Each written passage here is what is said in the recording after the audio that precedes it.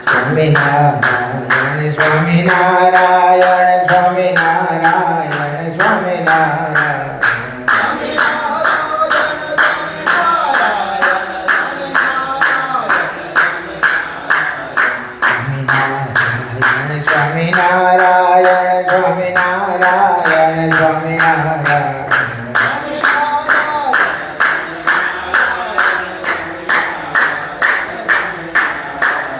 સ્વામિનારાયણ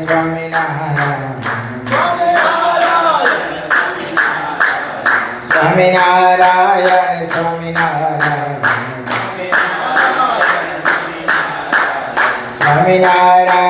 સ્વામિનારાયણ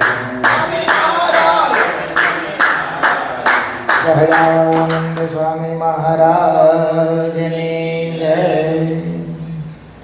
સ્નાતં ચંદન ચરચિતં નિજજને પુષ્પસૃજાલંકૃત પ્રાતઃ સૂર્યમયુખસેવિતમુખં શ્રીચંદ્રશાલોપરી ઘૃત્વારોટકમેકપાણિતલકે બંત્વાનસ્તેન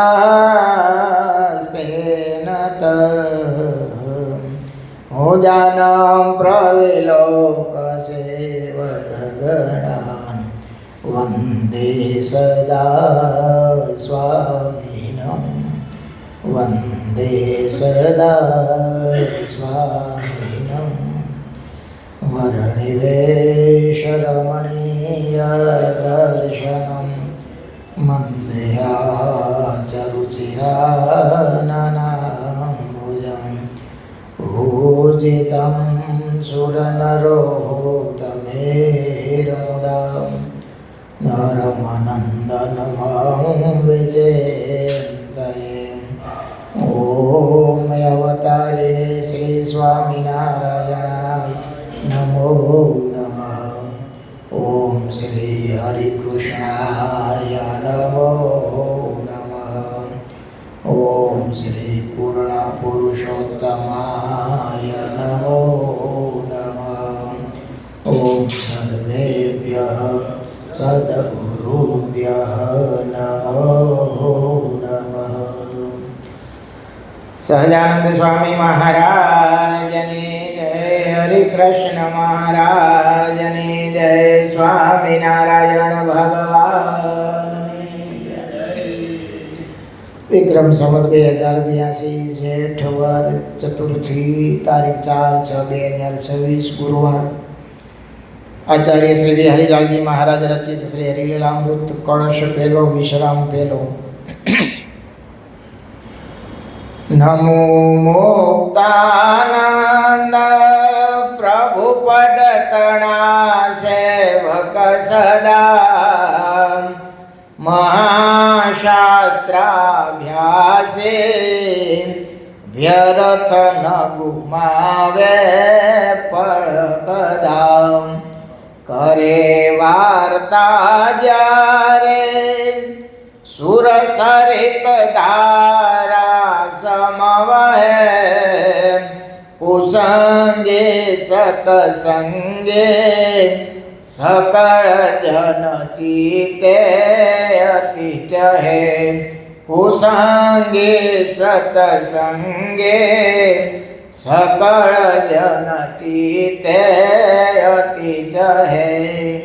સહજાનંદ સ્વામી મહારાજની જય. હરિલાલજી મહારાજ સદગુરુ મુક્તાનંદ સ્વામીને યાદ કરે છે કે ગંગાના પ્રવાહની જેમ એની ધારા વહે કથા વાર્તાની, ને ગમે કેવો હોય એને તુરંત અસર કરે. સ્વામી અવારનવાર ગોંડલ પધારતા, રાજકોટ પાસે ગોંડલ.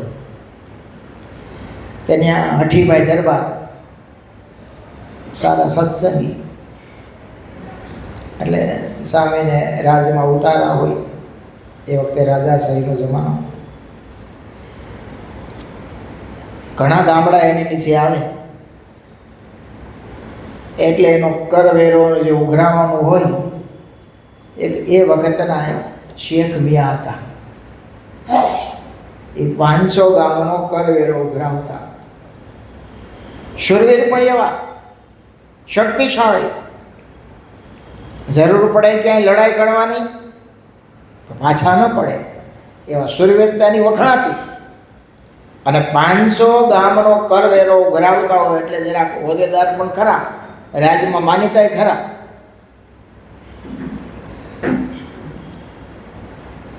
દિલ ચોખ્ખું, નિષ્પાપ, નિષ્ઠાથી રાજ્યનો કારવાર બધું જે કોઈ કરવેરો હોય બીજું ત્રીજું કાંઈ નાનું મોટું હોય બધું સંભાળે. હઠીભાઈના એ નિષ્ઠાવાળા માણસ. મુક્તાનંદ સ્વામી અવારનવાર ત્યાં આવે એટલે એમના દર્શન કરી આને ટાઢક થાય. હવે મુસ્લિમ ભક્ત જ્ઞાતિ એકવાર સ્વામી વાતો કરતા છે, થોડીક વાર શેખ મૈયાજી ત્યાં બેઠા, પણ બેઠા અને શું એનું હૃદય પરિવર્તન થયું. સભા પૂરી થઈ એટલે કે સ્વામી મારે તમે જે ભગવાનની વાતો કરો છો એ ભગવાનનું શરણું સ્વીકારવું હોય તો મારે શું કરવું પડે? અરે ભાઈ એમાં શું કરવાનું હોય? વર્તમાન ધરાવી કંઠી પહેરો અને 5 વર્તમાન છે એ પાળો અને ભગવાનનું ભજન કરો. પછી તો સ્વામીમાં એને થોડુંક હેત થયું. સ્વામીએ વર્તમાન ધરાવ્યા, કંઠી પહેરાવી, પણ હૃદયની શુદ્ધ ભાવના. અને પ્રથમ વખત જ્યારે મુક્તાનંદ સ્વામીને દર્શન કર્યું ત્યાં જ એણે અંતઃકરણમાં ટાઢા શેરડા પડ્યા અને એને નવીન લાગ્યું. અને સહજ પ્રથમ વખત જેનું આકર્ષણ થાય એનું મન માની જાય અને અતિ વિશ્વાસ આવી જાય. અને એને શરણે જ્યારે આપણે સમર્પિત થાય અને એ જે કે એમ કરી પછી એના વચનમાં અતૂટ વિશ્વાસ આપણને બંધાઈ જતો હોય છે. પહેલાં તો હેત થાય, એનો મહિમા સમજાય અને પછી જે કે ને એમ થાય. અને આ તો ભગવાન જેવા સાધુ એની સાથે હેત, એમાં કંઈ બાકી રહે નહીં. શૂરવીરતા તો હતી જ, ભગવાનને શરણે થયા, પંચવર્તમાન પડે. અવારનવાર મુક્તાનંદ સ્વામી આવે એટલે એનો સમાગમ કરે. એટલું જ નહીં, સેવાની એટલી બધી ભાવના. સાધુને આવે એટલે દોડી દોડીને સેવા કરે. જે સંતો રહેતા હોય એ જાયગા વાળે, સાફસૂફ કરે, અખંડ ભજન કરે. વર્તમાન પણ એવા પાળે કે જૂના 30 વર્ષના હરિભગત હોય ને, જે ન પાડી શકતા હોય ને એવા શિર સાથે વર્તમાન પાળ્યો. પંચ વર્તમાને પૂરેપૂરા. ભજન પણ એવું, સેવા પણ એવી, શૂરવીરતા, એટલા હોદ્દેદાર, નિર્માનીપણું પણ એવું જ. નાનામાં નાનો સાધુ કહે તો દોડી દોડીને સેવા કરે. હા સ્વામી, હા સ્વામી, જી સ્વામી, જી સ્વામી. આ બહુ અઘરું હોય છે. ઊંચા હોદ્દા ઉપર હોય અને નાના હરિભગતને નમી દેવું કે નાના સાધુને નમસ્કાર કરવા એ લગભગ બહુદા થતા હોતા નથી. અને જો થઈ જાય તો કામ થઈ જાય. મારાથી ગમે એવું ઐશ્વર્ય આવે, ગમે એવું રાજપાટ મળે, પણ પહેલાં જેવો નિર્માની હતો એવો ને એવો જો નિર્માની થાય તો એની ઉપર ભગવાનની પ્રસન્નતા થાય. પણ એ કાયમ માટે રહેવું એ તો સાચી સમજણ હોય, કાયમનો શુદ્ધ સત્સંગ હોય અને પોતે નક્કી કર્યું હોય કે આપણે ક્યારેય ઉપર ઉઠવું નથી. આપણે મહારાજ અને સંતોને નાનામાં નાનો હરિભગત હોય એનો રાજીપો પ્રાપ્ત કરવો છે. એટલે તો મહારાજે લખ્યું કે દાસના દાસ થાવ. કેવું? દાસના દાસ. હા, એ દાસના દાસ ખાલી બોલવામાં થઈ જવાતું નથી. દાસના દાસ થવું એટલે દાસ તો થઈ જવાય, પણ એના દાસ થવું કહેતા એના સેવક થવું. હવે દાદા ખાચરને મહારાજ કે કોઈ કામ કરનાર નથી તો તો હાલો એના ગોલા કોણ થાય? કોઈ આવી મોટી સભા છે જ નહીં મહારાજ વખતે તો કેટલા બધા સાથે ફરતા. પર્વતભાઈ એક બોલ્યા મહારાજ હું થાવ. અરે મહારાજ કે ભગત તમારે તો 3 ગામમાં ખેતી અને આ બધું સંભાળનારું કોણ? મહારાજ એ તો બધું થઈ રહે, પણ દાદા ખાસાના ગોલા થવાનું ભાઈ અમારા ભાગ્યમાં ક્યાંથી? મહારાજ અખંડ તમને રાખ્યા છે અને એની સેવા અમને ક્યાં? કાંઈ પર્વતભાઈની સ્થિતિ જેવી તેવી નહોતી હો. 3 અવસ્થામાં ભગવાનને દેખતા. અરે મહારાજનું વચન છે, મુક્તાનંદ બ્રહ્માનંદ સ્વામી કરતા વિશેષ દરજ્જો મહારાજે આપેલો છે. એવા એ સ્થિતિવાળા હતા. સંકલ્પ કરે અને ભગવત દર્શન થતું. એના સંકલ્પમાં મહારાજ ભળતા. એ જે કંઈ અર્પણ કરતા એ પ્રત્યક્ષ ભગવાન સ્વીકારતા. આવી સ્થિતિવાળા હતા. સંસારમાં રહેતા પણ જળ કમળવત રહેતા હતા. એને સંસાર અડ્યો નહોતો. આપણે અત્યારે પર્વતભાઈ એમ કરીએ છીએ, પણ પર્વતભાઈ થવું એટલું સહજ અને સહેલું નથી. વારંવાર જ્યારે પર્વતભાઈના વખાણ કરતા ને મહારાજ, એ કાઠી દરબારને થોડીક ઈર્ષાઓ આવતી કે મહારાજ રોજ પર્વત, તમારો પર્વત કોઈક દેખાડો તો ખરા પર્વત કેવો છે. અને આ તો સખાભાવ હોય એટલે સહજ છે. મહારાજજી કોઈક દેખાડશું. એકવાર કાઠી દરબારને લઈને મહારાજ અગતરાય આવ્યા. ગતરાએ કાઠી દરબારો સાથે આરે ઘોડા હોય તે મહારાજ આવ્યા એટલે ઢોલિયો ઢાળી દીધો મહારાજને, અને મહારાજ બિરાજમાન થયા, જળપાન કરાવ્યા. બધા આવી સીધા ઢોલિયા પાસે નીચે આવીને બેસી ગયા. હવે ઓલા કોઈને આવો બેહો કાંઈ નહીં, પાણી કાંઈ પૂછવાનું નહીં હો. કોરાને ક્યાં બાંધવા કે ઉતારો કાંઈ નહીં. આવીને મહારાજ બેસી. ઓલા કાઠી દરબારો કે આ મહારાજ કહેતા હતા અમારો પર્વત, આ ભાઈઓ પર્વત પાણીને પૂછતો નથી. અને મહારાજ આવીને બેસી ગયો, લ્યો આ પર્વત. તો મહારાજ કે પર્વતભાઈ, આ અમારી સાથે બધા ભક્તો આવ્યા છે, એને કંઈક ઉતારા પાણીનું કંઈક વાત તો કરો. અરે મહારાજ, ઘરના ધણી આવે પછી મારે થોડું પૂછવાનું હોય? મહારાજ આ બધું તમારું છે.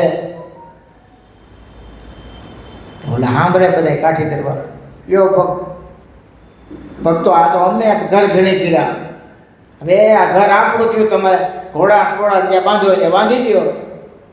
મારા કાઠીઓ મૂકી દઉં. ઓલા ઘોડા ઓલા નીરના કોંદવા હતા ને સીધા એની પર મૂકી દીધા. અને બાજરો મોટો પાવડા ભેરા મણમણના હો. તો મહારાજ જોઈ ગયા તો ઓલા ઘોડા બધું વીખી નાખે અને પાવડા બધા એટલું બધું તો ખાઈ નહીં કાંઈ. મહારાજ કહેલા ભક્તો, તો કે હા મહારાજ, આ પર્વતભાઈએ ઘરના ધણી અમને ગણ્યા છે અને તમે આમ બગાડ કરો છો? તમારે ઘેરે તમે આમ ખવડાવો છો ઘોડાઓને? બાંધો સાના મું કે અને પાવડા ખાલી કરી નાખો, અડધા કરો. બપોરનું જમી થયું, જમવાનું ટાણું થયું, બધા બેઠા. સૂરમું બનાવેલું હોય છે અને ગામડામાં એને ખબર હોય, ગામડા સિટીમાં તો ખબર નહીં, પણ સૂરમું છૂટું સૂરમું હોય ને એમાં ઘી પીરસાય. મોટું બોગરું પર્વતભાઈ ઘીનું મહારાજને તમે અહીંથી પીરસો. મહારાજે મોટું બોગરું હાથમાં લીધું ઘીનું અને ધીધી ધાર. એ મહારાજ જોઈ લો, ધાર પાછી નો વાળતા, કટ નો કરતા, હળંગ ધારે પીરસો. ઢોરાતું જાય કે હવે અહીંથી અહીં તો જવું પડે ને, કાંઈ અડી તો બધા ન કર્યા હોય. અને ઠેકડા મારે પર્વત, વાહ મારો વારો લીલા કરે છે, વાહ મહારાજ વાહ, કે પીરસો મહારાજ પીરસો. તો એ ઓલાને એમ થયું, મહારાજ કે પર્વત ખરો પર્વત હો, કે આવું બીજાથી થાય નહીં. તમે વિચાર કરો, એકનો એક યુવાન દીકરો છે, મહારાજની ચિઠ્ઠી આવી છે, તરત થેલો પૂજા તૈયાર કરી છે. દીકરો એટલી અવસ્થા ખરાબ છે, છેલ્લા શ્વાસ ગણી રહ્યો છે, બીમારી હટવાનું નામ લેતી નથી. વૈદ્યોએ કહી દીધું કે હવે 1-2 દિવસનો મહેમાન છે, થાય એટલી સેવા કરો. છેલ્લા શ્વાસ ગણાય છે. મહારાજની ચિઠ્ઠી આવે છે, પર્વતભાઈ પૂજા લઈને ચાલતા થાય છે. સગા સંબંધી આવી ગયા છે, બધા લાગતા વળગતા ગામના ભક્તો ભેળા છે બધા. પર્વતભાઈ કે લ્યો જે નારાયણ, હું ગઢડા જાઉં છું. અરે ભગત, પણ આ દીકરો હવે દીકરો તો તમે છો ને બધા ધ્યાન રાખવાવાળા, મારે ચીઠી આવી હું જાઉં. હજી ગામને પાદર પૂગા છે, ક્યાં દોડતો માણસ આવ્યો કે ભગત એ તમારા દીકરાએ દેહ મૂકી દીધો. હોયો ગયો કે હા સારું, જો આ નદી છે ને હું નાહી નાખું છું, તમે બધી ક્રિયા કરી નાખજો. અને ગઢડા આવ્યા. બોલો, આપણે હોય તો એટલું વિચારીએ કે વ્યવહારમાં તો રહેવું જોઈએ ને. તેમાં એને વ્યવહાર માયનો હોય તો જ એને બાપ, એને એનું માયનું હોય તો જ એને. અને આપણે એ જગ્યાએ હોય તો વિચાર એવા જ આવે કે આપણે ગ્રહસ્થાશ્રમ કર્યો છે મહારાજની આજ્ઞાથી કર્યો છે, તો ગ્રહસ્થના ધર્મ પહેલાં આપણે પાળવા પડે ને. આપણો દીકરો હોય બીજાને કેવાય ક્રિયા કરવાનું. પણ એ ઉપર ઉઠેલી એની સ્થિતિ હોય છે. એને આ લોકમાં આવવું, કુટુંબ પરિવારમાં રહેવું, એને આ લોકની ક્રિયા કંઈ લાગે વળગતી હોતી નથી. એ રહેતા હોય આપણી જેમ જ, ખાતા હોય આપણી જેમ જ, કામ આપણી જેમ જ કરતા હોય. અરે એને ખુદ પોતાના દેહની પરવા ન હોય બાપ. એમાં કુટુંબ પરિવારની તો ક્યાં વાત કરવી. અને કુટુંબ પરિવારનો હેત એવું છે ને બાપા, એ છૂટવું ને અતિ કઠિનમાં કઠિન હોય ને તો કુટુંબ પરિવારનું હેત છે, એ કુદરતી છે, નથી છૂટાતું. બોલો, આપણા દીકરાને લાગ્યું હોય, બીજાના દીકરાને લાગ્યું હોય તો દુઃખ થાય આપણને, એટલું થાય. એ આપણા કરતાં, આપણા દીકરા કરતાં એ ભગવાનનો ભગત સારો હોય. આપણે જાણતા હોય કે એનો છોકરો એવી પૂજા પાઠ ને એવા કીર્તનો બોલે ને એટલું કંઠે અને એટલો સાધુમાં હેત એવો ભગત છે, અને સાચો ભગત હોય. આપણે સાથે જ આડો પડોશમાં જ રહેતા હોય, પણ એને કંઈક થાય, એના કરતાં આપણા દીકરાને થાય તો દુઃખ કેનું વધારે થાય? સહજ છે. મહારાજ કેમ એવી કળ ચડાવી છે કે દીકરામાં સેજે હેત થાય, કરવું પડે નહીં હો, સેજે થાય. આ જે સ્થિતિએ પહોંચેલા હોય ને, પર્વતભાઈ છે કે ગોરધનભાઈ છે કે ઝીણાભાઈ છે, એને આ લોકના કોઈ નિયમ લાગુ પડતા હોતા નથી. એ આમાં રહેતા હોય કુટુંબ પરિવારમાં, છતાં અલિપ્ત રહેતા હોય. એવી સ્થિતિ થવી એ તો ઘણો સમય લાગે, અને થાય. આ સત્સંગનો પ્રભાવ છે. ખરેખર સાચા દિલથી સત્સંગ કરે અને ભગવાનની ભક્તિ જો હૃદયમાં આવે તો એવી સ્થિતિ આવતા વાર લાગે નહીં, અને સહજ છે. આમ તો ડોંગરીજી મહારાજને યાદ કરું તો એવું કહેતા કે માણસનું મૃત્યુ શું કરવા બગડે છે છેલ્લે, એટલા માટે કે અંતયામતી સાગતિ. જેવું જેવું વધારે વધારે ચિંતવન કર્યું હોય અને વધારે વધારે જેમાં હેત કર્યું હોય, એ પહેલાં યાદ ક્યું આવે? વધારે હેત કર્યું હોય, વધારે સંભાળ્યું હોય એ જ યાદ આવે. અનંત સમય યાદ આવે એવું એનો જીવાત્મા થાય, તે બંધાય, એમાં મોહ થાય એને. એટલે તો મોહાંગ કીધો છે. એટલે મહારાજે કીધું છે હાલતા ચાલતા ખાતા પીતા નાતા ધોતા, પછી એવું લીધું સર્વે ક્રિયામાં. કેવું? સર્વે ક્રિયામાં ભગવત સ્મરણ કરવું. એટલું કરવું, એટલું કરવું કે જેથી કરીને બીજું યાદ જ ન આવે. ડબલા ભક્તો, એ મહારાજે બહુ સ્પષ્ટ કીધું છે કે ભગવાનનો ભગત હોય એને ભગવાન સિવાય બીજું યાદ આવે એના જેવું મોટું પાપ નથી. આ તમને કહી દઉં. ભગવાન સિવાય જે બીજું યાદ આવે છે ને, એના જેવું ભગવાનના ભગતને બીજું કોઈ મોટું પાપ નથી. આ મહારાજનું વચન છે હો. એને ભગવાનનો ભગત કહેવાય. અને ભગવાનનો એકાંતિક ભક્ત કોને કહેવાય? મહારાજ કે, અને ખરો ભગત જ એને કહેવાય. એકાંતિક તો પછીની વાત, પણ ખરો ભગત જ એને કહેવાય. મહારાજે એક વ્યાખ્યા બતાવી, એક લક્ષણ બતાવ્યું કે ભગવાનનો ભગત હોય એને જગતમાં વૃત્તિ રાખવી કઠણ પડે. શેમાં? જગતમાં વૃત્તિ રાખવી કઠણ પડે. અને જગતનો જીવ હોય એને ભગવાનમાં વૃત્તિ રાખવા કઠણ પડે. હવે આપણે કેટલા ભગવાનના ભગત છીએ? આપણે કઠણ પડે જ ભગવાનનો ઓલા જગતમાં રાખવામાં. પાછી વાળવી હોય તો વળતી નથી, એ કયો રાખવાની તો એક બાજુ વાત હે, એમાંથી પાછી વળતી નથી, રાખવાનું તો પછી. પણ છતાંય મહારાજે એક આશ્વાસન આપ્યું છે કે આપણે સિદ્ધ નથી, સાધકથી, એટલે ધીમે ધીમે પુરુષાર્થ કરશું, પ્રયત્ન કરશું તો એક દિવસ વૃત્તિ ભગવાનમાં રહેશે. એનો અર્થ એ થાય કે આપણે રાખવાનો અભ્યાસ તો કરવો પડે. આપણે જ્યાં લોલમ લોલ સત્સંગ કરીએ છીએ અને લોલમ લેદા કંઠી માળા પૂજા પાઠ ને સત્સંગની સેવા કરીએ છીએ ને એટલાથી પૂરું થતું નથી, એમ મહારાજ કહે છે. અને હકીકત છે ને. અને એક વાત નક્કી છે, સંપૂર્ણ વૃત્તિ જ્યાં સુધી ભગવાનમાં ન વળગે, કહેતા સંપૂર્ણ હેત જ્યાં સુધી ભગવાનમાં ન થાય ત્યાં સુધી કારણ શરીરની વાસના બળતી નથી. આ જીવાત્મા બ્રહ્મરૂપ થતો નથી, અને બ્રહ્મરૂપ થયા વિના, કારણ શરીરની વાસના બળ્યા વિના અક્ષરધામમાં રહેવાતું નથી. એટલું સત્ય હકીકત છે. નહીતર મહારાજ ઘણા ધામ આવે છે, ગમે ત્યાં નાખીને ચોખ્ખા કરશે. મહારાજનું વચન છે એટલે તેડવા તો આવશે, એમાં ના નહીં, પણ વિલંબ બહુ થશે. હા, માટે જ્યારથી જાગ્યા ત્યાંથી સવાલ, એ હકીકત છે. આજે સ્વીકારો કે કાલે સ્વીકારો, એ સ્વીકાર્યા વિના છૂટકો નથી. અમે હોય કે તમે હોય, ઘણીવાર આપણે એવું થાય પછી કરશું. એક પુરુષ મને એવું બતાવી દો હજી એનું પછી થયું હોય. અરે બાપા, જન્મ ટૂંકા પીડ્યા છે તો એટલા વર્ષ ભગવાન આપ્યા છે, એમાં પૂર્ણ થઈ જવા નથી. આ જીવાતમાં 84 લાખ યોનીમાં ભટકીને અહીંયા આવ્યો છે હો. અને ત્યારે પૂરું નહીં થયું હોય ત્યારે આપણને ભગવાને પાછા મોકલેલા છે ને. પણ વાલા ભક્તો, એક વાત તો નક્કી છે હો, આપણે અધૂરું પૂરું કરવા માટે આવ્યા છે. હવે અધૂરું ન રહી જાય ને એનો ખટકો રાખવાનો છે. અને જો નહીં કરીએ ને તો હજી અધૂરું રહે છે. એટલા માટે મોટા સંતો કહેતા, અને મહારાજનું પણ વિધાન છે કે ભગવાનનો ભગત હોય કાયમ એવું નક્કી કરે કે મેં કેટલું કર્યું છે, કેટલું કરવાનું બાકી છે, એવું વિચારવું જોઈએ.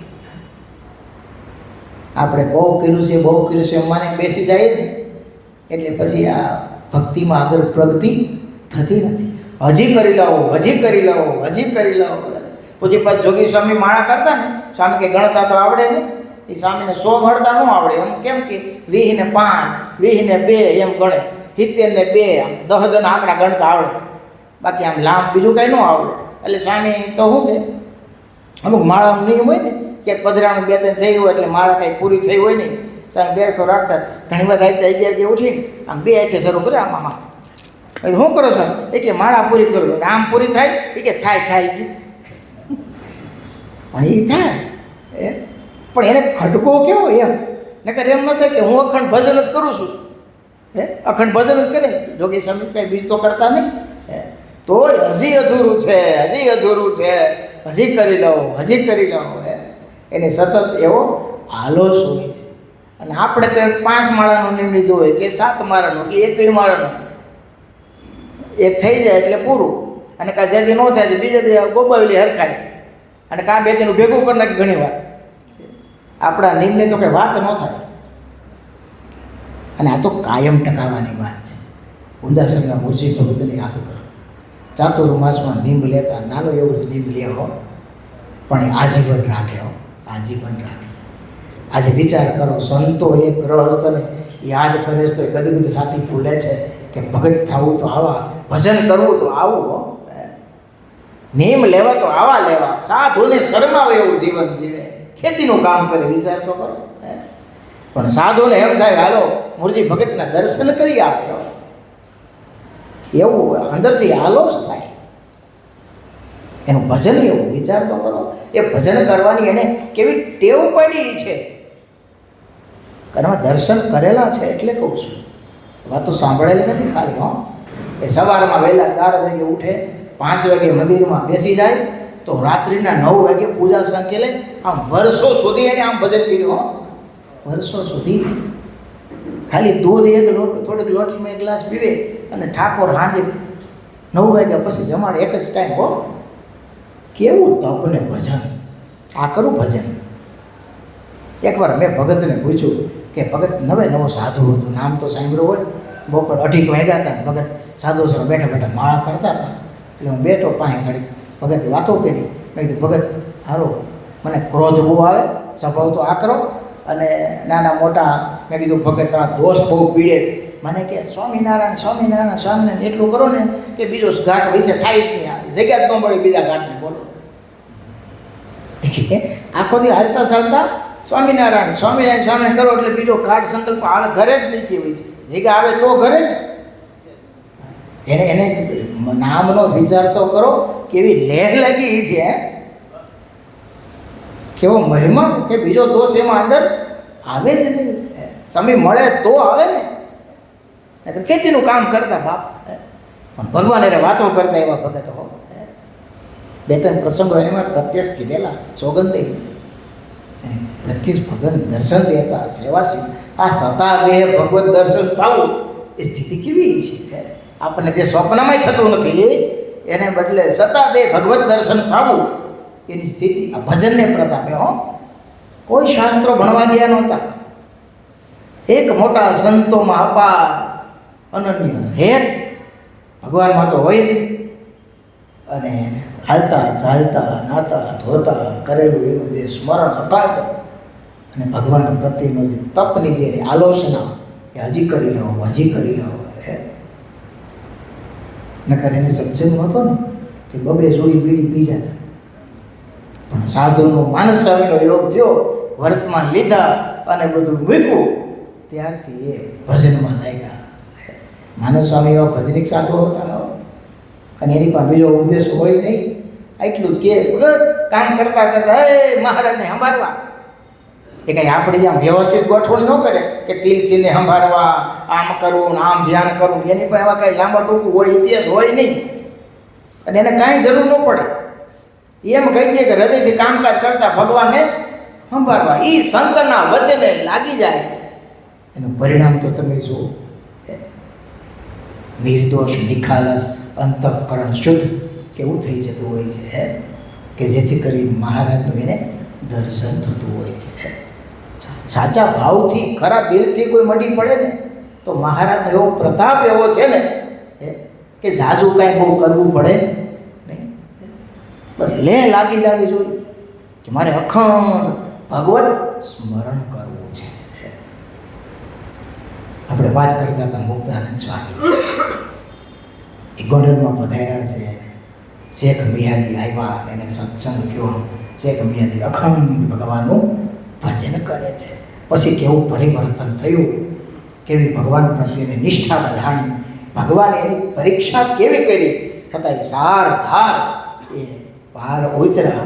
એની વાત આપણે આવતીકાલે કરીશું. સહજાનંદ સ્વામી મહારાજની જય.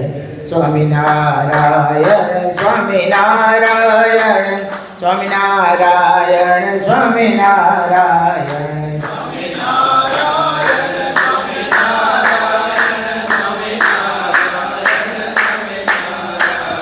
સ્વામિનારાયણ